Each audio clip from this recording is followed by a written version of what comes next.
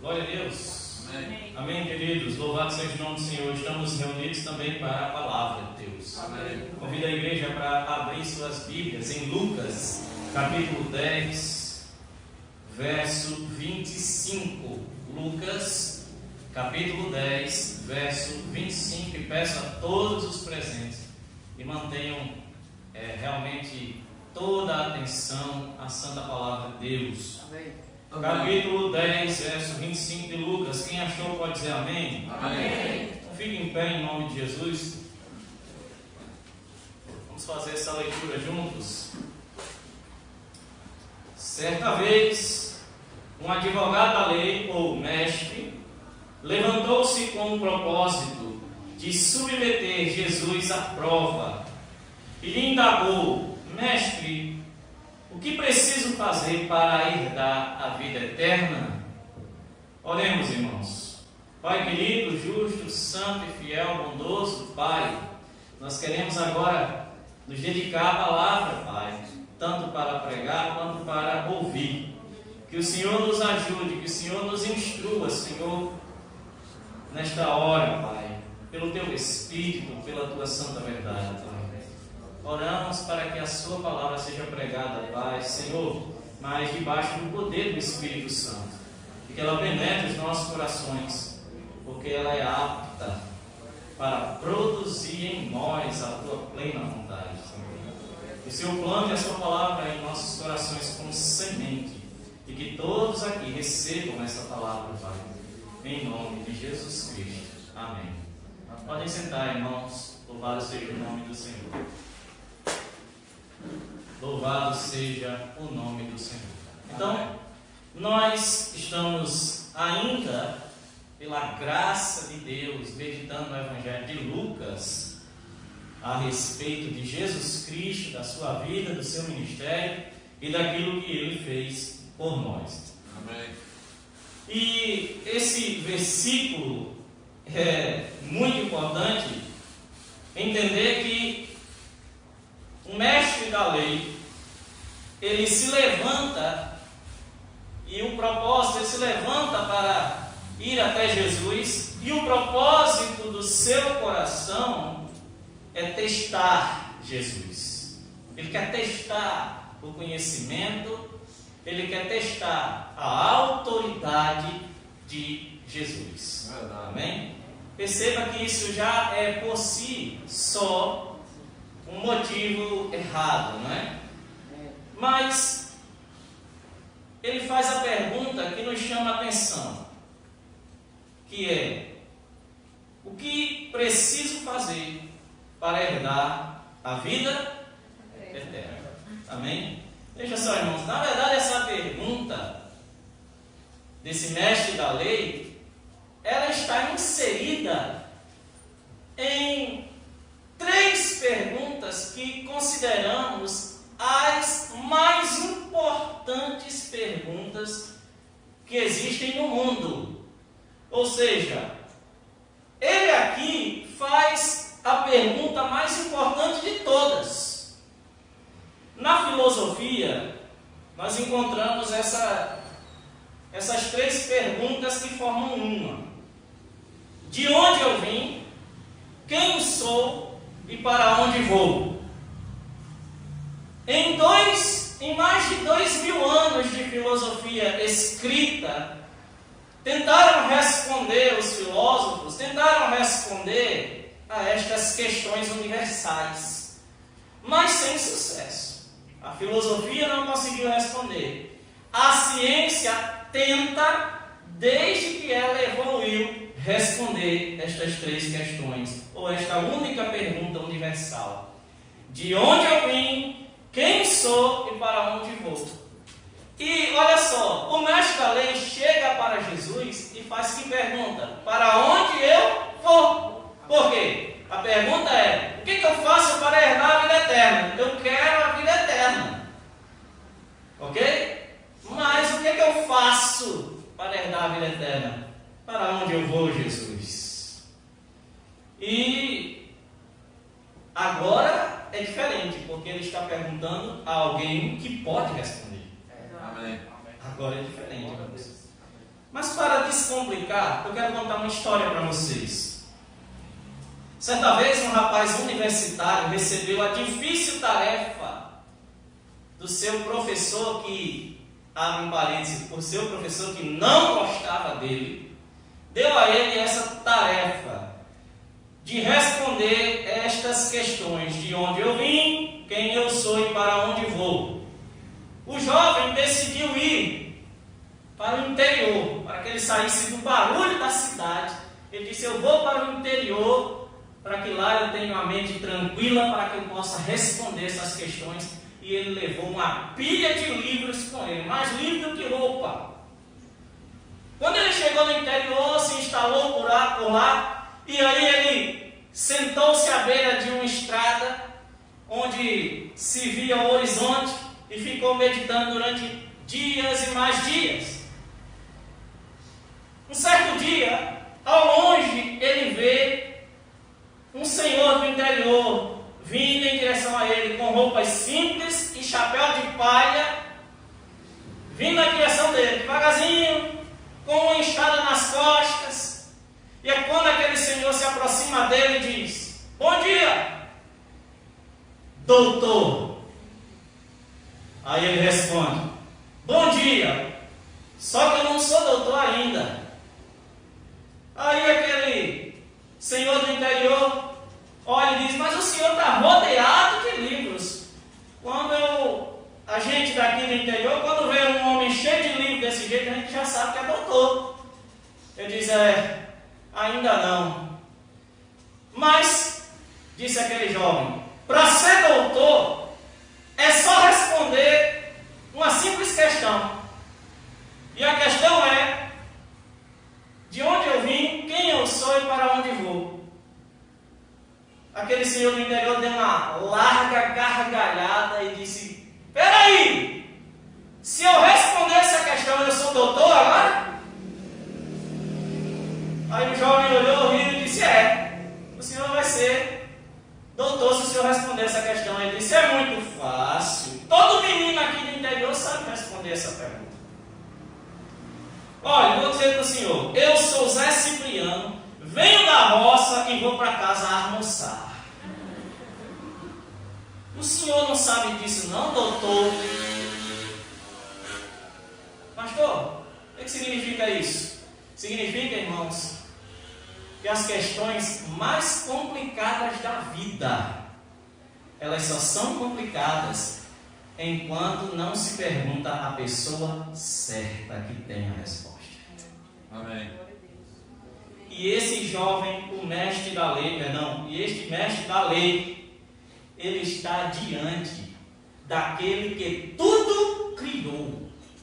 Ele está diante do Senhor de todas as coisas. Verdade. João, no capítulo 1 do seu Evangelho, disse, no verso 3, todas as coisas foram feitas através dele, e sem ele nada do que existe teria sido feito. Amém. Então o mestre da lei está diante daquele que pode responder: de onde eu vim, quem eu sou e para onde eu vou. Ele pode responder. Jesus tinha autoridade, na verdade. O mestre da lei estava diante daquele que era o único no universo que podia responder essa questão. Amém. Aleluia. Agora veja você na situação. Veja você no lugar dele. Se você pudesse olhar nos olhos de Jesus e perguntar a ele tudo o que você pudesse. A diferença entre nós e esse homem da lei, esse mestre da lei, a diferença é que nós temos fé em Jesus. E ele não tinha, ele estava ali apenas para testar Jesus. Meus irmãos, em oração ou em adoração, você não tem ideia de quantas vezes eu já em mim imaginei, eu já visualizei estar na presença de Jesus e usar toda essa oportunidade para fazer perguntas. Eu não sei vocês, tem gente que pensa provavelmente: quando eu estiver na presença de Jesus, eu vou me lançar aos seus pés e vou adorar. Quando eu estiver na presença de Jesus, eu vou saltar de alegria. Você sabe o que eu penso? Quando eu estiver na presença de Jesus, ele vai ter que ter um tempinho para mim, porque eu vou fazer um monte de perguntas. Amém. Mas é tanta pergunta Glória a Deus. que eu não sei, eu acho que isso dá só livro de perguntas para ser feita para o Senhor. Eu tenho um monte de perguntas e aí elas, sabe, são as mais complexas que a minha mente já conjecturou. Vocês estão aqui, irmãos? Amém. Mas a pergunta que aquele homem faz para Jesus é: mestre, o que eu preciso fazer para herdar a vida eterna? Nós podemos saber de duas coisas: que ele fez a pergunta certa. Ele fez uma boa pergunta, porque ele está perguntando para o Salvador como se salva. Ele acertou, irmãos. Nós temos 1 milhão de perguntas que podemos fazer para Jesus, mas essa é a mais importante de todas. Verdade. Ele fez a pergunta certa, número 1, e ele perguntou a pessoa certa, o único que poderia responder. Amém. Louvado seja Deus. Glória a Deus. Acompanha comigo, verso 27. Perdão, 26. Ao que Jesus lhe propôs: o que está escrito na lei, como tu a interpretas? Então, veja, ele era mestre na lei, ele era um homem experimentado na lei, conhecedor da lei. Jesus, sabendo disso, né, quando ele faz essa pergunta: o que preciso fazer, mestre, para herdar a vida eterna? Jesus lança de volta a pergunta para ele, dizendo: o que está escrito na lei e como você interpreta? Olha que essa pergunta já é difícil. Para alguns cristãos de hoje, 2 perguntas da Bíblia já deixam eles todos embaraçados. Imagine que essa pergunta estivesse sendo feita a você. Você que está aqui nessa manhã e você que está ouvindo em casa. O que está escrito na lei de Deus sobre salvação e como você a interpreta? Jesus lança sobre ele, e você percebe que aquele era um homem que realmente conhecia a palavra de Deus, porque olha, Jesus, ao lançar essa pergunta, uma pergunta inteligente, ele tem a resposta de imediato. Ele era um homem que conhecia a palavra de Deus. Verso 27, ele replicou, ele dá a resposta de imediato a Jesus. Ele não era qualquer pessoa, ele conhecia realmente o Velho Testamento. E aí ele fala: amarás o Senhor teu Deus de todo o coração, de toda a tua alma e de todas as tuas forças, e com toda a tua capacidade intelectual ou entendimento, e amarás o teu próximo como a ti mesmo. Então ele responde corretamente. Ele fala que a lei ensina sobre amar a Deus de todo o coração, de toda a alma, de toda a força e de todo o entendimento. E que esse é o passo da fidelidade. Quem quer amar a Deus com toda a sua dedicação, o ama de coração, alma, força e entendimento. Vocês estão aqui? Amém. Ele dá a resposta certa. Verso 28. Então Jesus lhe afirmou: respondeste corretamente, faze isto e viverás. Olha, aqui no verso 28, você concorda comigo que a questão estava fechada, respondida, a pergunta foi feita, o próprio mestre da lei, com a ajuda de Jesus, responde a questão da vida eterna. O que é preciso fazer para herdar a vida eterna? Amarás o Senhor teu Deus. Seguindo esses passos, você respondeu corretamente. Faça isso e você viverá. Jesus estava dizendo: faça o que você sabe que tem que fazer, faça o que você disse que tem que fazer, e você vai viver eternamente com o Senhor. Glória a Deus. A resposta veio. A questão foi batida, não tem mais para onde ir, está feito. Porém, a intenção daquele homem não era realmente de obter vida eterna. A intenção dele, já diz, desde o verso 25, era de provar Jesus. E aí o que ele faz? Ao invés de ele ficar satisfeito com a maior resposta de todas a respeito da vida eterna, ele não fica satisfeito, ele não se dá por satisfeito, e ele quer o quê? Tirar mais de Jesus, porque ele tenta explorar Jesus para ver se, de alguma forma, ele expunha Jesus publicamente ao ridículo. Ele queria derrotar Jesus em público. Porque no verso 28 Jesus disse: faz isto e você viverá vida eterna. Está resolvido, a questão foi respondida. Para que continuar? Mas no verso 29 diz: ele, no entanto, insistindo em justificar-se, questionou Jesus: mas quem é meu próximo? Vocês estão aqui, irmãos? Amém. Vamos lá. Por que ele levanta essa questão? Mas quem é o meu próximo? Porque lá no verso 27, observa comigo, o mandamento que ele citou diz assim: amarás o Senhor teu Deus de todo o teu coração, de toda a tua alma, de todas as tuas forças, de toda a tua capacidade intelectual e amarás o teu próximo como a ti mesmo. Jesus disse que ele tinha respondido corretamente. Ele deveria se dar por satisfeito. Mas aí, como Jesus não dá ênfase ao amor ao próximo, aí ele pega esse fio da meada aqui, esse pontinho da questão após a vírgula, e lança sobre Jesus novamente. Mas quem é o meu próximo? Essa questão, irmãos, ela é levantada logicamente com o propósito de expor Jesus publicamente. Quando é feita essa pergunta, quem é o meu próximo? Na verdade, nós podemos dizer que é o mesmo que perguntar: quem é a pessoa que eu devo amar? Quem é o alvo do meu amor? Como eu posso amar o meu próximo como a mim mesmo? Você pode fazer essa pergunta nessa manhã? Diga assim: como eu posso amar o próximo como a mim mesmo?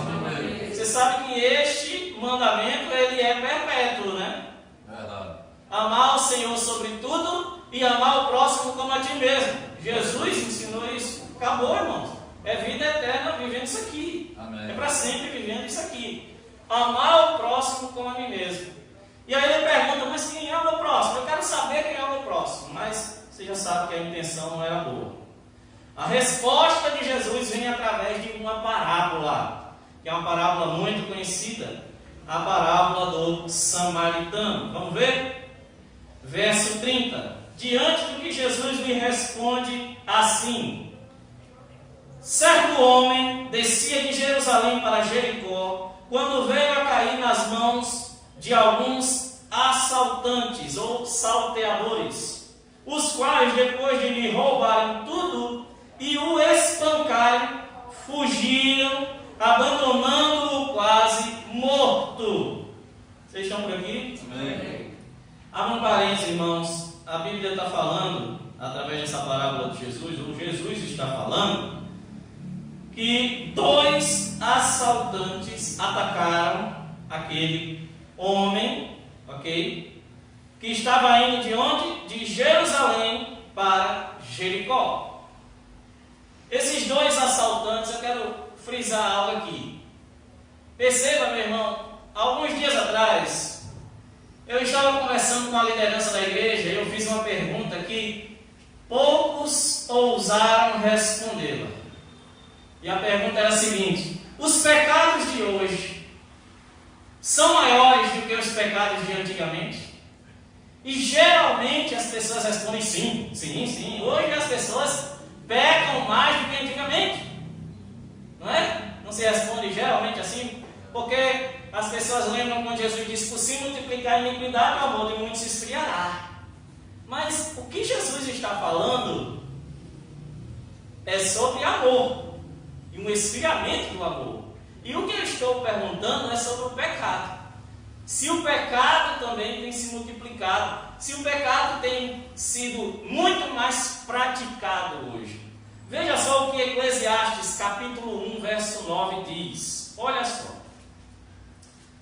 Eclesiastes capítulo 1, verso 9. O que foi, voltará a ser. O que aconteceu, ocorrerá de novo.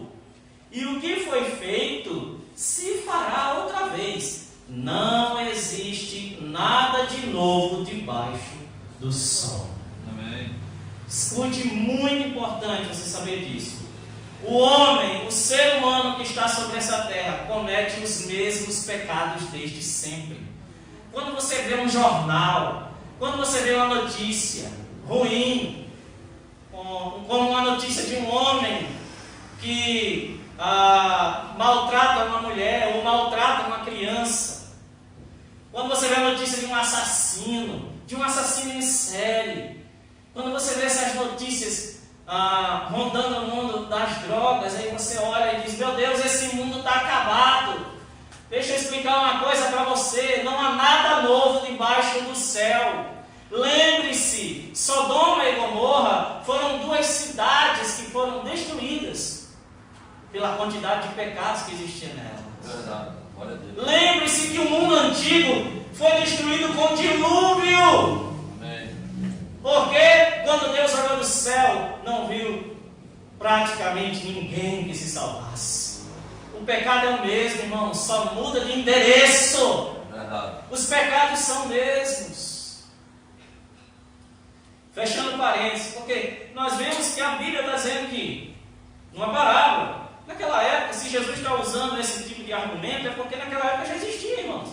E era a coisa mais comum, você viajar e ser assaltado na viagem. Verdade. Isso sempre foi comum, irmãos. Louvado seja Deus. Mas a gente crê que o Senhor, Ele nos guarda, não é? Amém. Continua na história comigo, vamos lá. Verso 30, certo? O homem descia de Jerusalém para Jericó, quando veio a cair nas mãos de alguns assaltantes, os quais, depois de lhe roubarem tudo e o espancarem, fugiram, abandonando quase morto. Verso 31, coincidentemente, descia um sacerdote pela mesma estrada. Assim que viu o homem, passou pelo outro lado. Do mesmo modo, agiu um levita. Quando chegou ao lugar, observando aquele homem, passou de largo, passou longe. 33. Mas o samaritano, estando de viagem, chegou onde se encontrava o homem, e assim que o viu, teve misericórdia dele. Amém, queridos? Vamos lá. Por que Jesus, só lembrando a vocês, essa parábola que Jesus cita, que Jesus ensina, é uma resposta a que pergunta? Diga comigo: quem é o meu próximo? Quem é o meu próximo? Essa é a pergunta. Ou seja, quem é aquele que deve ser o alvo do meu amor? Jesus responde falando esta parábola e contando a respeito de dois assaltantes, um homem que é atacado e três pessoas que dois passaram sem ajudá-lo e um terceiro, que é o samaritano, o ajuda. Verdade. Os sacerdotes, quem eram? Os sacerdotes era aquele que, desde cedo na sua vida, estudava para ser mestre da lei, estudava para ser ensinador da lei. Isso era o sacerdote. O levita era aquele que também, desde o seu nascimento, já esse mais cedo, né? Desde o seu nascimento, era dedicado ao serviço do Senhor por ter nascido na tribo de Levi. Então, os levitas eram pessoas que só por nascerem nessa tribo já automaticamente eram dedicados ao serviço do Senhor. Mas e quem eram os samaritanos? Nós já temos aprendido nos nossos estudos no Evangelho de Lucas que esse povo, o povo samaritano, era um povo considerado sem acesso a Deus, apesar de suas raízes serem judaicas. E já nós vamos ver mais sobre isso. Verso 34. Então aproximou-se quem? O samaritano aproximou-se do homem que estava ferido. Enfaixou-lhes as feridas, derramando nelas vinho e óleo. Amém, queridos? Vinho e óleo eram, podemos dizer, usados na época como remédio mesmo. Então, para melhorar a condição das feridas, era lavado com vinho e colocado óleo ali para tratar. Inclusive, ainda hoje, são excelentes para tratamento, viu, irmãos? Em seguida, colocou-o sobre seu próprio animal, levou-o para uma hospedaria e cuidou dele. No dia seguinte, perceba, ele passou um dia, ele perdeu um dia de sua viagem, passou mais uma noite cuidando daquele homem. E no dia seguinte, verso 35, deu 2 denários ao hospedeiro, ou dono da hospedaria, e lhe recomendou: cuide deste homem, e se alguma despesa tiver a mais, eu reembolsarei a ti quando voltar. Ele também estava de viagem. E ele disse: está aqui 2 denários, o salário de 2 dias, aqui, para cobrir as despesas. Porém, se tiver mais alguma despesa, eu vou à minha viagem, quando eu voltar eu passo aqui. Olha que homem honrado, né? Eu passo aqui e pago toda a despesa, mas também isso aqui tem um propósito. Você vai entender já já. Aí a pergunta de Jesus é: Jesus agora se dirige ao mestre da lei e pergunta: qual destes 3 te parece ter sido o próximo do homem que caiu na mão dos assaltantes? Verso 37. Declarou-lhe o advogado ou o mestre da lei o que teve misericórdia para com ele. Perceba um detalhe importantíssimo: esse homem era judeu e ele não cita o samaritano. Ele poderia responder: Jesus, quem foi o mais próximo desse homem foi o samaritano, mas ele não fala. Perceba que ele responde dizendo: o que teve misericórdia para com ele. Ao que Jesus lhe exortou: vai tu. E de maneira semelhante procede. Vai e procede tu de maneira semelhante. Vamos entender umas coisas aqui, irmãos. Número 1. Nas raízes, os samaritanos também eram judeus, mas eram considerados mestiços com outros povos. Vocês já sabem disso, amém? Amém. Aprenda sobre o samaritano e você vai entender a parábola de Jesus. A Bíblia deles, ou dos samaritanos, era somente os livros do Pentateuco, os livros de Moisés. Eles não usavam o Velho Testamento completo como nós conhecemos, e os judeus usam até hoje. Eles não acreditavam que o templo de Deus deveria ser em Jerusalém, mas em Samaria, ao norte do seu país e não ao sul. Então os judeus não gostavam dos samaritanos e os samaritanos não gostavam dos judeus. Amém, queridos? Amém. Mas quem é o principal personagem da história que Jesus conta? Quem é? Vamos lá, irmãos. Quem é o principal personagem dessa história? O samaritano. Sabe por quê? Porque Jesus conta uma parábola e apresenta o samaritano agora como um herói. Jesus está dizendo: olha, vou contar uma parábola e vou mostrar para vocês quem é o herói da parábola. E ele está falando para quem? Para um mestre da lei, um judeu que odiava os samaritanos.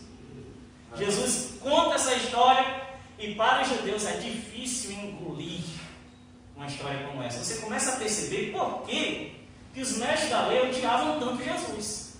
Porque ele confrontava a religião deles diretamente, os preceitos deles diretamente, os seus costumes. Jesus queimava em suas palavras. Vamos lá. Segundo ponto importante, perceba a atitude do samaritano. Número 1. O samaritano, diferentemente de um judeu, ele não pergunta a identidade daquela vítima. Aquele homem estava esticado ao chão, ferido, quase morto, como diz a palavra.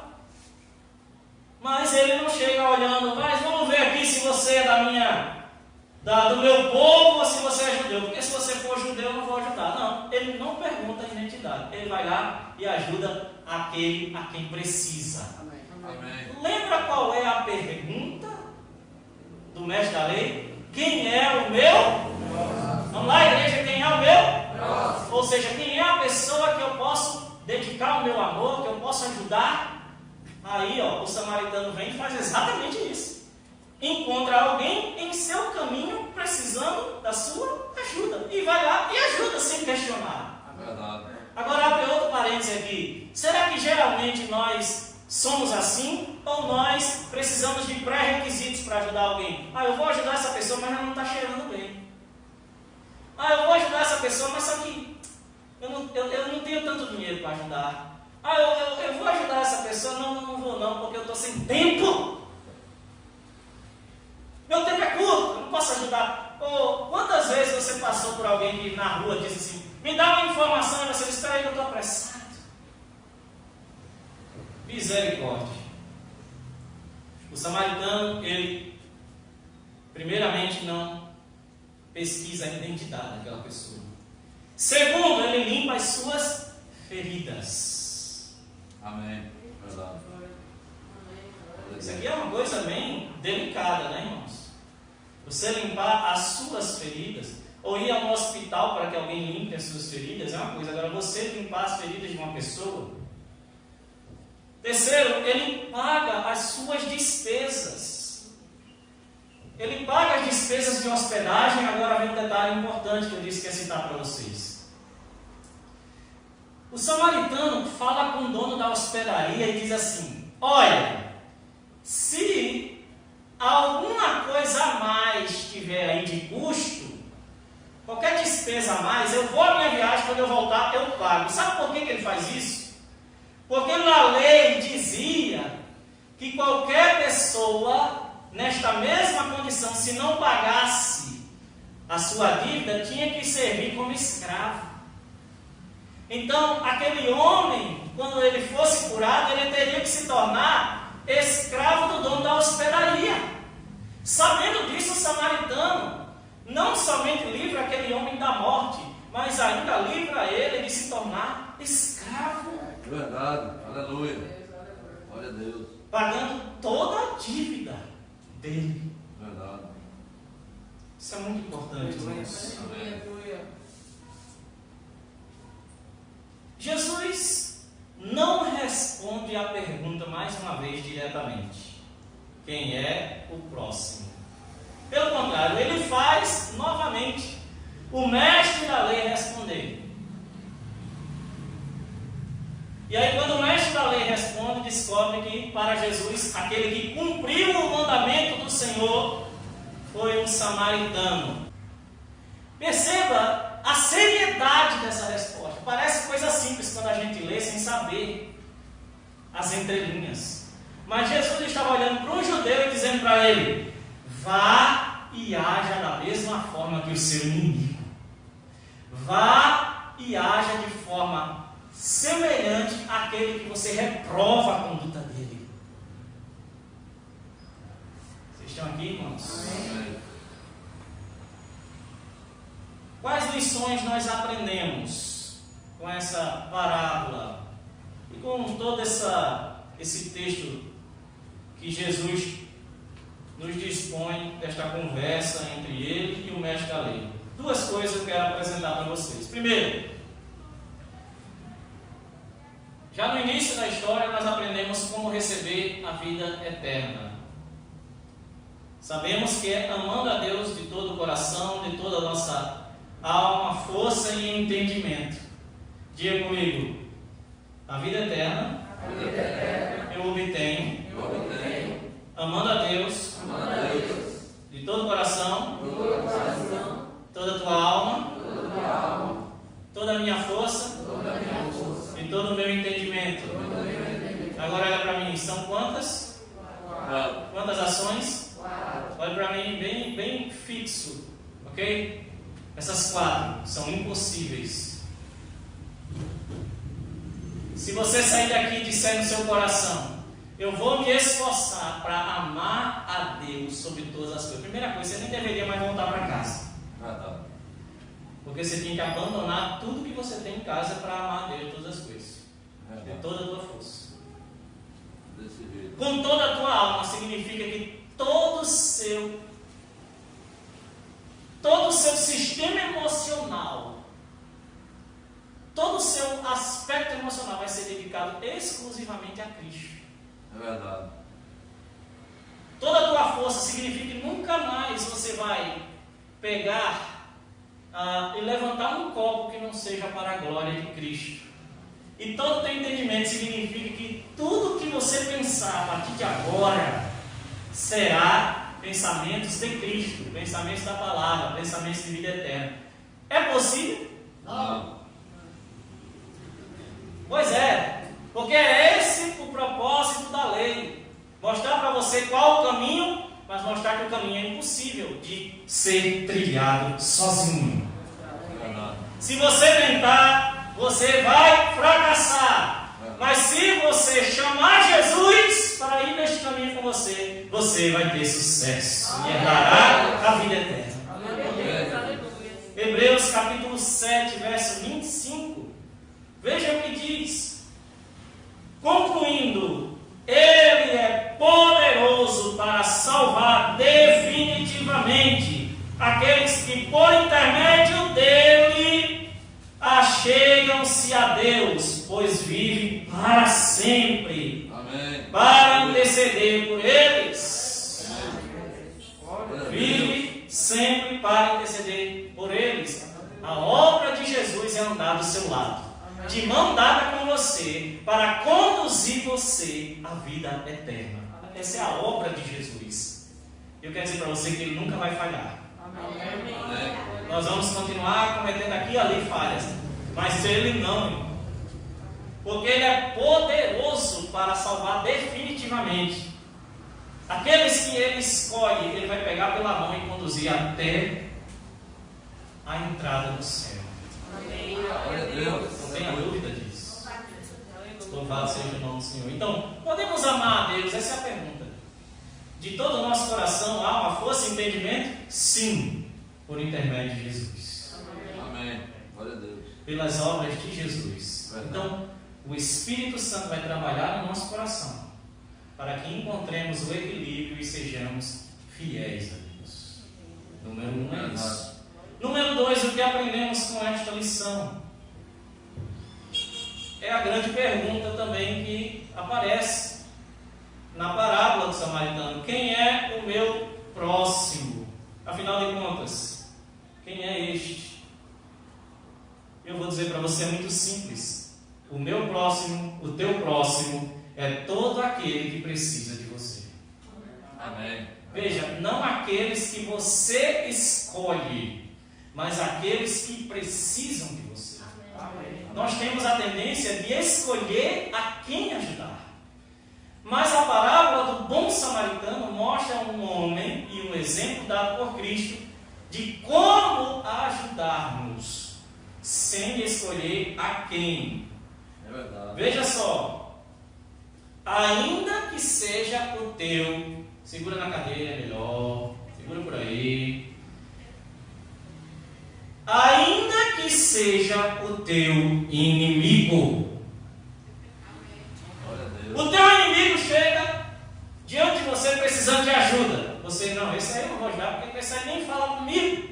Quantas vezes você passou por alguém, seja vizinho, seja primo, seja parente, seja alguém na empresa que você trabalha, alguém no seu trabalho, enfim, alguém na sua escola, e aquela pessoa do nada para de falar com você.